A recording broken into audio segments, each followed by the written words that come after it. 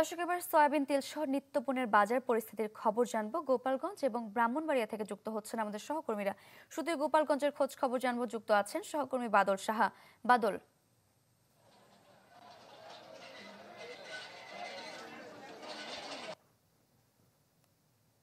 গত 2 দিন থেকে কিন্তু আজ থেকে গোপালগঞ্জের যে রমজানের যে পণ্য রয়েছে এগুলো কিন্তু দাম কমতে শুরু করেছে। যেহেতু দাম কমতে শুরু করেছে বিধায় কিন্তু যারা রোজগার এবং সাধারণ যারা ক্রেতা রয়েছেন তারা কিন্তু স্বস্তির নিঃশ্বাস ফেলেছেন। আমি যদি একটু যে রমজানে আসলে যেসব পণ্যের দরকার হয় যদি তার একটু দাম বলি, সেটি হচ্ছে যে ছোলা কিন্তু বিক্রি হয়েছিল 110 থেকে 120 টাকা, সেটি কিন্তু কমে এখন দাঁড়িয়েছে 100 টাকা থেকে 105 টাকার মধ্যে বিক্রি হচ্ছে।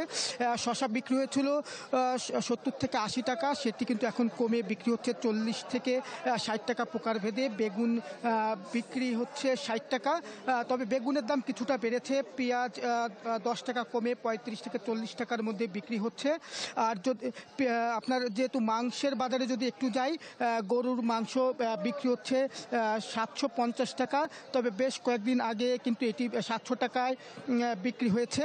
আর আরেকটি বিষয় হচ্ছে যে সোয়াবিন তেল, যেটি আমরা বলছি যে এটি কিন্তু আসলে কোনো দোকানে কিন্তু সয়াবিন তেল পাওয়া যাচ্ছে না। যদিও 2-1টি দোকানে পাওয়া গেলেও সেটি কিন্তু যে অন্য যে পণ্য রয়েছে, ছোলা, চিনি রয়েছে, সেগুলো কিন্তু কিনতে হচ্ছে।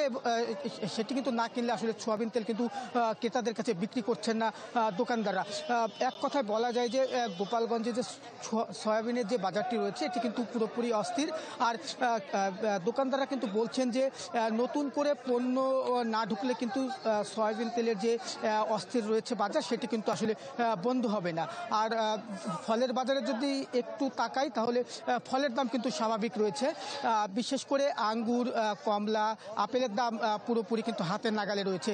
সব মিলিয়ে যদি বলি যে গোপালগঞ্জে রমজানের বাজারে কিছুটা দাম কমায় পুরোপুরি কিন্তু স্বস্তির নিঃশ্বাস ফেলেছে ক্রেতারা। এই ছিল আমার কাছে গোপালগঞ্জের রমজানের বাজার ও সয়াবিন তেলের বাজারের সবশেষ খবর। সারিকা। বাদল, ধন্যবাদ আপনাকে। দর্শক, এবার ব্রাহ্মণবাড়িয়া থেকে যুক্ত আছেন সহকর্মী প্রকাশ দাস। প্রকাশ,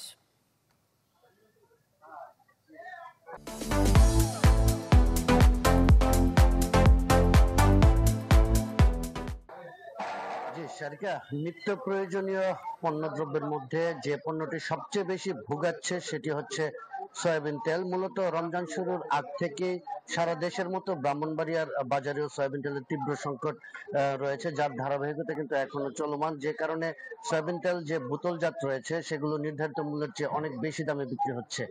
তো আমি যদি সয়াবিন তেলের দামের কথা বলি, এখানে 5 লিটার সয়াবিন তেলের যে বোতল সেটি 852 টাকা নির্ধারিত থাকলে সেটি 950 থেকে 1000 টাকায় বিক্রি হচ্ছে।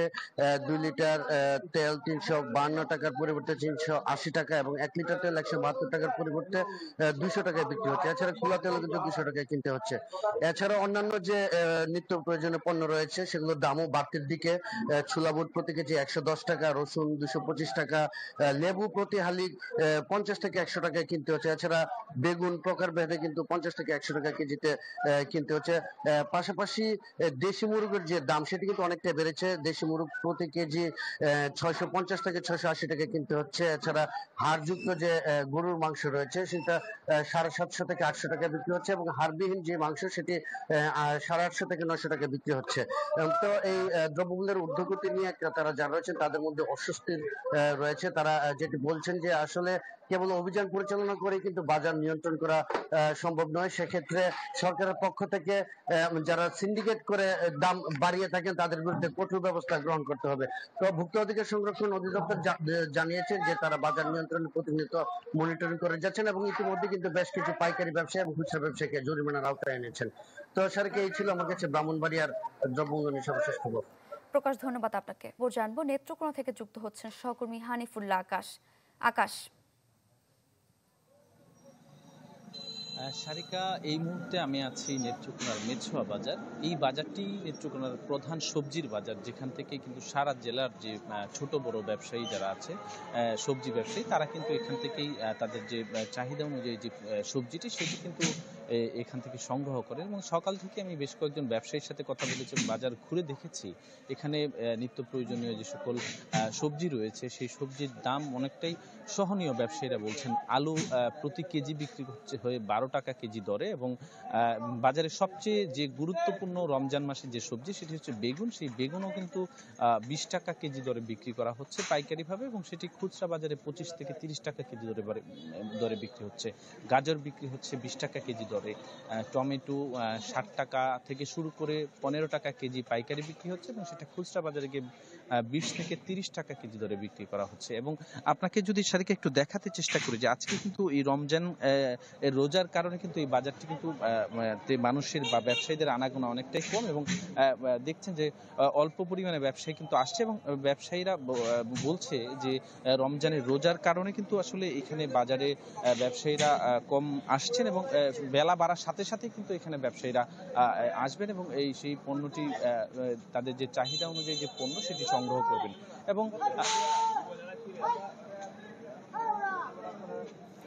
আকাশ, ধন্যবাদ আপনাকে। দর্শক, নেত্রকোনা থেকে সবজি বাজারের খবর জানছিলাম।